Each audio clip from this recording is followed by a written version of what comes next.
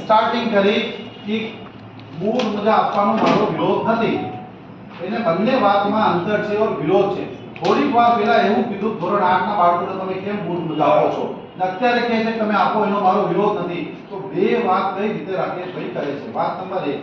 બીજી વાત કે આપણે રાકેશભાઈને બોલવાની તક આપી કોઈ જોર જોરથી ચિલ્લાવી અને મીડિયાના લોકોને બતાવવા માંગે છે હું સારું કરું સાહેબ આ જો આ મીડિયામાં ચાલશે તો મારો વિરોધ છે તાકી મીડિયામાં આ રીતે બોલવા બેસવાનું નથી એના માટે કરે છે આ બધું એનો આ બોર્ડમાં આ પદ્ધતિ નથી મારો વિરોધ છે।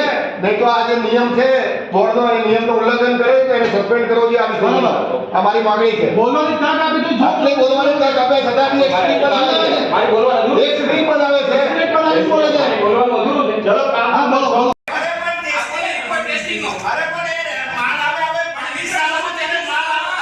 રાકેશભાઈ કેટલી ખોટી વાત કરે છે। અરે પણ તેનું રેન્ડમ અમે ટેસ્ટ કરાવી તમે ચિંતા નહીં કરો અમે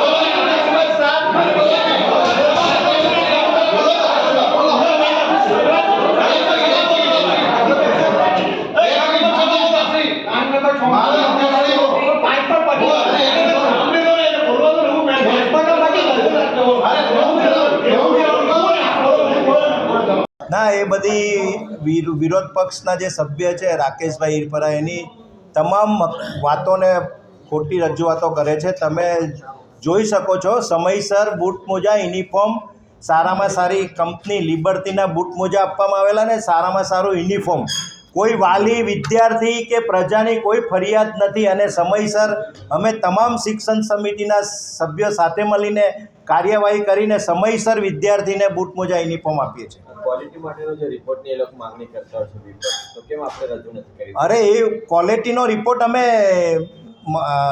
રેન્ડમી યુનિફોર્મ બૂટ મોજાનો રેન્ડમી લઈએ છીએ સ્કૂલમાં જઈને અને એનો ટેસ્ટિંગ રિપોર્ટ કરાવેલો છે ને એનો ફાઇલમાં લેબોરેટરી રિપોર્ટ છે।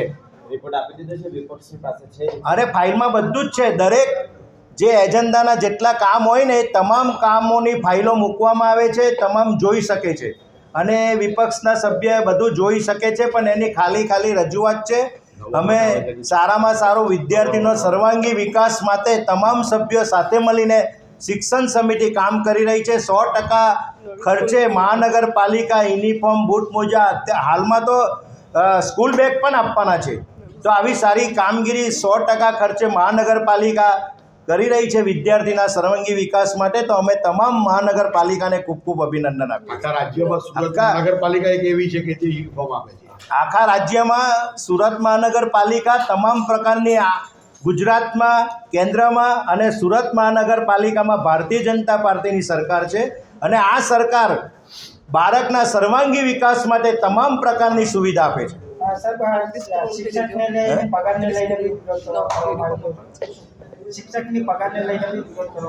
શિક્ષકની પગાર બાબતમાં એમની જે રજૂઆત છે તદ્દન ખોટી છે।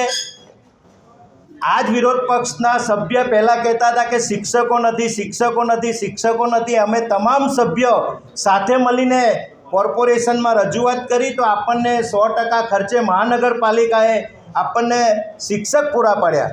એને ખબર નથી વિરોધ પક્ષના સભ્યને કે શિક્ષણ માટે શિક્ષક અગત્યનો છે। બધી એની વાતો ખોટી રજૂઆત કરી અને ખોટા શિક્ષણ સમિતિને સભ્ય તરીકેને ભાન નથી કે શિક્ષણ સમિતિને ખોટી રીતે બદનામ કરે છે।